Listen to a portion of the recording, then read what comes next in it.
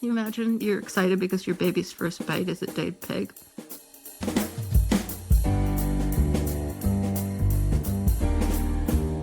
Anxieties are rising. Yeah, and anxieties are rising a lot about some things that you might not even be familiar with, that I am not particularly familiar with. And one of them, and this is really big as far as the industry is concerned, is New World screwworm. This is their latest disease. Every year we have a new dreadful disease. And of course, you will end up being the ones who will pay for it to get controlled. This one is just in Mexico now, but it's getting closer every day, and they're a wreck. They really are.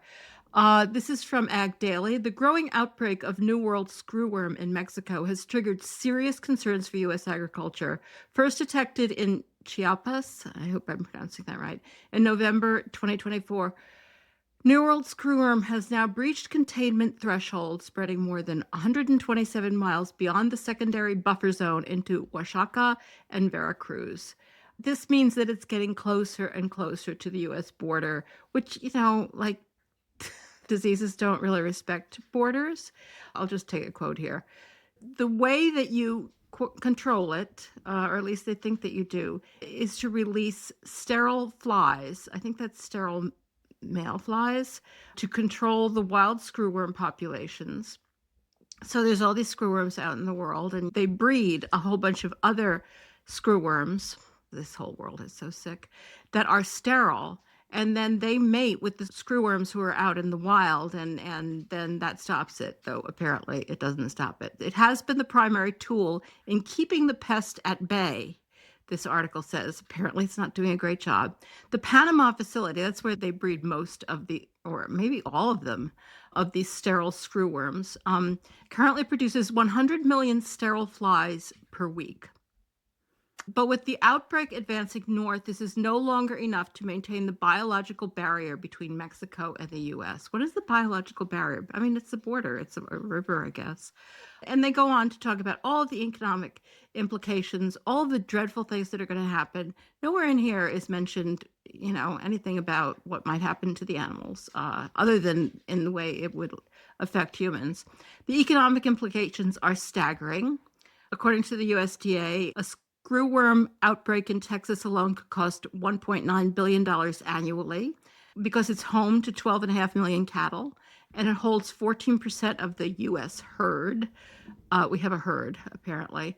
Treatment requires veterinary intervention, medication, and added labor. Oh my God, they would have to spend money to help treat these animals. Does anybody care about the animals? Infected animals often lose weight or die, and mother cows may be unable to care for calves, further increasing operational burdens. Ranchers may need more horses for inspection and handling, and they're also vulnerable to the screwworm. So, it's bad. It's bad. And guess who's going to pay for it?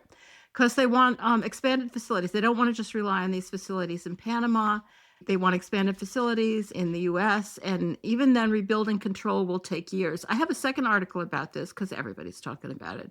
This is from Horde's Dairymen, because, of course, it also affects the dairy industry, and they're a wreck as well. There is a border ban that you can't import cattle from Mexico at the moment. Do you hear about this on mainstream media? I was just going to say, you don't really hear about this on mainstream media, but I realize I don't really listen to mainstream media that much, so I'm not sure that's true. Maybe it's all over the place, but it's really huge. It's rapid northward spread. It's now 700 miles south of the border. There's a Senate bill pending, the Stop Screwworms Act. It has some really stupid acronym. Strengthening tactics to obstruct the population of screwworms. Stop Screwworms Act. That was recently introduced. What are the chances of that not passing? Finally, this Congress will do something. And, of course, it will spend your money. That's what they want to do. They would secure funding for a new U.S.-based operation to provide the necessary quantity of these sterile flies. Your tax money at work.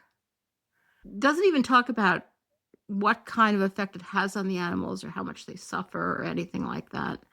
It's a sick industry. I know I have a dust problem. All right, this is another new problem. This isn't solely about animal agriculture. It's about agriculture in general, about grain. I got this from Sentient Media, but actually they mentioned that it was originally published on Investigate Midwest. Sky Chad was the writer. I know I have a dust problem. ADM repeatedly failed to prevent potentially deadly grain explosions. Last week we heard about people drowning in grain. This week we're hearing about grain exploding. Apparently this is a big thing that everybody knows about. I didn't know about it. And grain, as I mentioned, is not only used for animal feed, but Archer Daniels Midland, which is the company that they're mostly talking about here, provides enormous amounts of grain that is raised for animal feed. And I think 30%, this article says. And how one of the world's largest animal feed producers, Archer Daniels Midland, failed to implement crucial safety measures to grave consequences. This story repeats itself over and over again. Apparently, you can prevent the fact that grain produces all of this dust that then explodes and causes huge fires and explosions and deaths and injuries, terrible injuries. Who knew? I don't know anything about processing grain. Like, you have to learn so many things that you just didn't know in order to be an animal advocate. Processing grain, this article points out, generates a highly explosive byproduct, dust.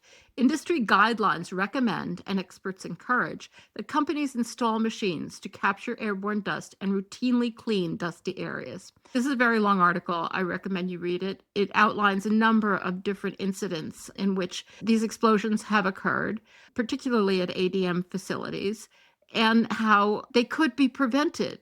It just costs money to do that. ADM is huge, huge, huge, huge. They make really a lot of money. But as this points out, quote, despite its vast resources and awareness of the risks, ADM has failed to prevent a series of recent grain explosions.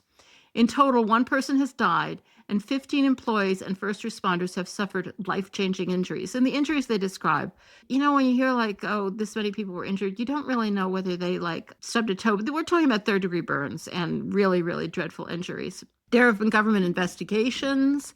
They have found that ADM mismanaged things, were responsible for the deaths. ADM just says, no, that's not true. ADM's North American headquarters in Decatur, Illinois, exploded, a section of that building. 2 more explosions rocked the facility in 2023. OSHA found the same problems, poor maintenance. Poor maintenance. These are preventable injuries. 11 workers suffered third-degree burns across their faces and bodies. And ADM is contesting the government fines that they're willing to spend money on. Between 2018 and 2024, ADM had 8 grain explosions. Unbelievable. Unbelievable. This is literal. Last week we were talking about people drowning in silos, and at least they had to there was work that had to be done to figure out how to prevent it. I mean, it was pretty simple. You just had to seal the silos better. Here, there's no question that these are preventable. Everybody knows you have to clean up the dust, that the dust is constant and overwhelming. This has been going on for a century. ADM has been dealing with this.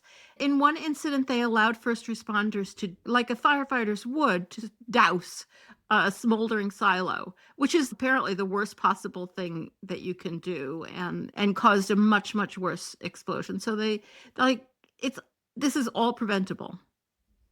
Hate this industry. The next thing I want to talk about, and I admit I don't know as much about it as I should, because a lot of it doesn't have to do with animal stuff.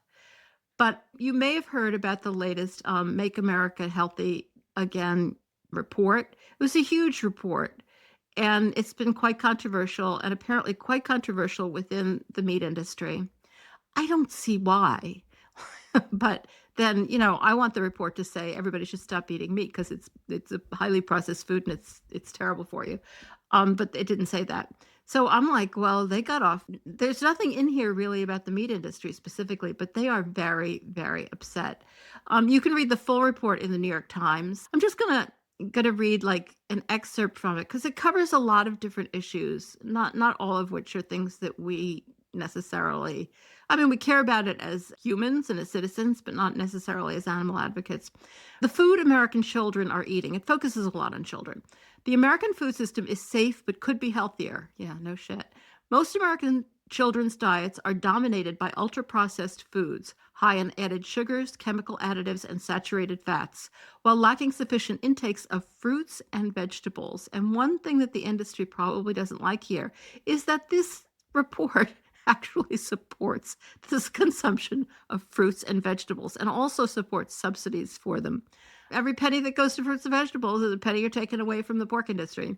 Quote, this modern diet has been linked to a range of chronic diseases, including obesity, type 2 diabetes, cardiovascular disease, and certain cancers. I mean, you guys know all of this, only you would also include meat.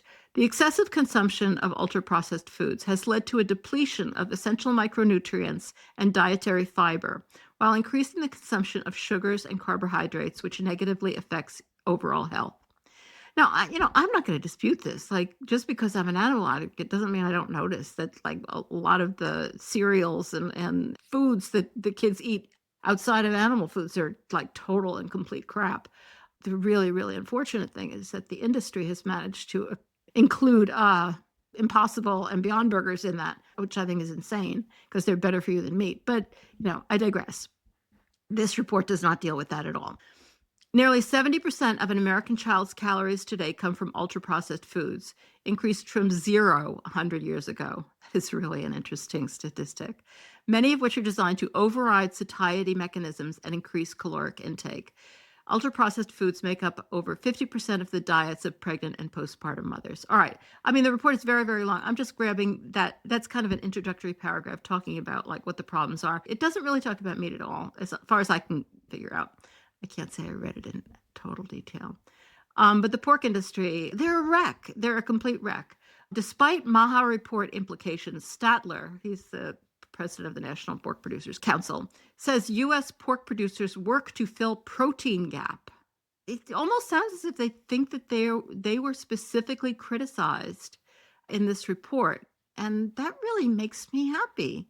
I really hope that that's how other people take this as well. So this guy Statler is quoted as saying, like others in farming and agriculture, we agree that nutritious, healthy, safe, and affordable protein from meat should be widely accessible so everyone can achieve the basic needs of a balanced diet. Filling our nation's protein gap, like, is there a protein gap? That's their new line, that there's a protein gap. Filling our nation's protein gap is critical, especially for those focused on food insecurity and improving the health of our nation. Are they really this upset because the report is supporting the consumption of fruits and vegetables, including legumes? They are not criticizing the consumption of meat. It's so interesting. They feel very threatened. Then they go through, I'm not going to read you like report on, they talk about all of these studies that show how great pork is for you, including one that says pork is also a great option for infants who are transitioning to solid foods when baby's first bite includes pork. Oh my God, this is a sick world. Can you imagine? You're excited because your baby's first bite is a dead pig.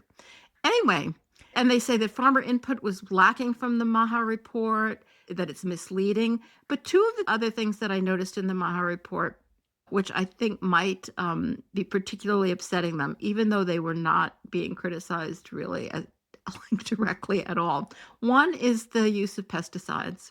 They're really worried that their ability to raise these enormous amounts of feed crops are going to be threatened by criticism of their pesticides. And another was the fact that most nutrition information and research is being done by industry, not by government, which is really interesting that people are bringing attention to that.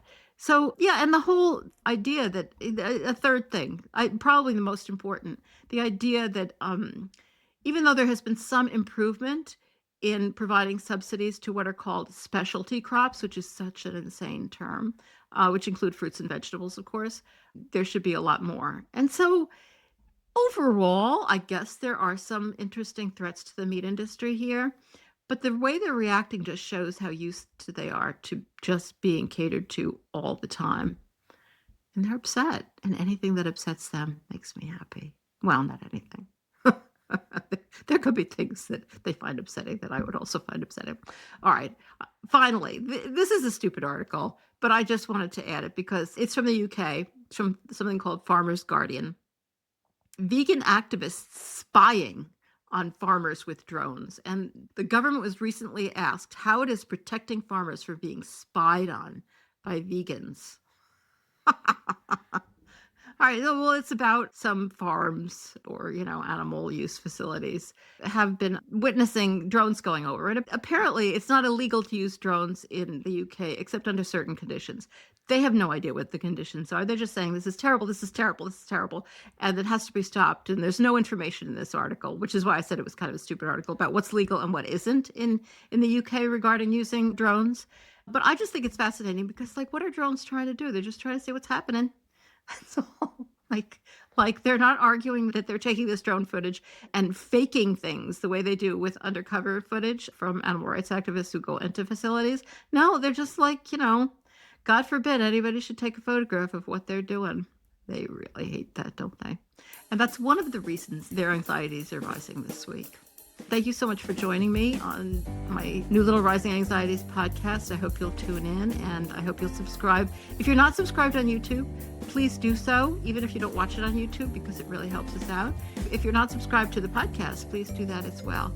And thanks so much for tuning in.